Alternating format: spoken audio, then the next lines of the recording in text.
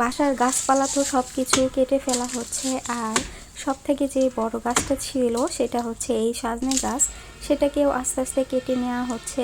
আসলে কি আর করা, সব গাছপালা তো কেটে নেওয়াই লাগবে। আর আজকে আমি কি কি রান্না বান্না করছি সেটা একটু আপনাদের সাথে শেয়ার করি। এখানে আমি এই যে আলু আর হচ্ছে করলা ভাজি করতেছি।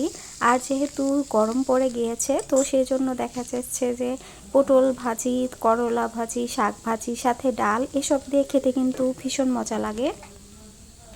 এইদিকে আমি দুই রকমের শাক ভাজি করে নিয়েছি, একটা হচ্ছে ডিমা শাক আর এটা হচ্ছে সাঞ্চে শাক। আর বাসাটাকে একটু গোছল করিয়ে দিচ্ছিলাম, সাথে গাছপালাকেও গোছল করিয়ে দিলাম।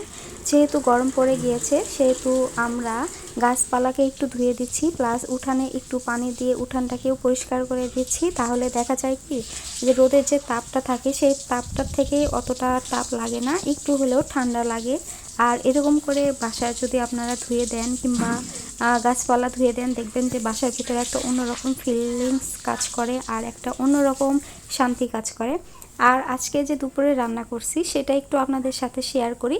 এখানে আমি কিছু এই যে ছোটো মাছের তরকারি রান্না করে নিয়েছি, আলু বেগুন দিয়ে চচ্চড়ি যেটাকে বলে।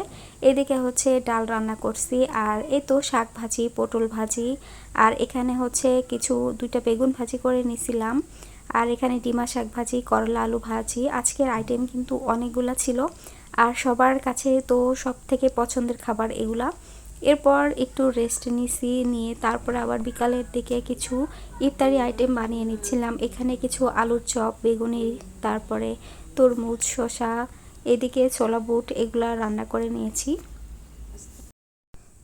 তো এখানে আমি ইফতার করতে বসে গেছি, আবার কিছু পাতাকপির বড়াও ভাজছিলাম। দুজনে বসে বসে এখানে ইফতারি করতেছি। আর ইফতারি করতে করতে আজকে আমি আপনাদের কাছ থেকে বিদায় নিয়ে নিচ্ছি। সবাই ভালো থাকবেন, সুস্থ থাকবেন, আর আমার ভিডিওর সাথেই থাকবেন। কার কেমন লাগে সেটাও কিন্তু কমেন্ট করে জানিয়ে দিবেন।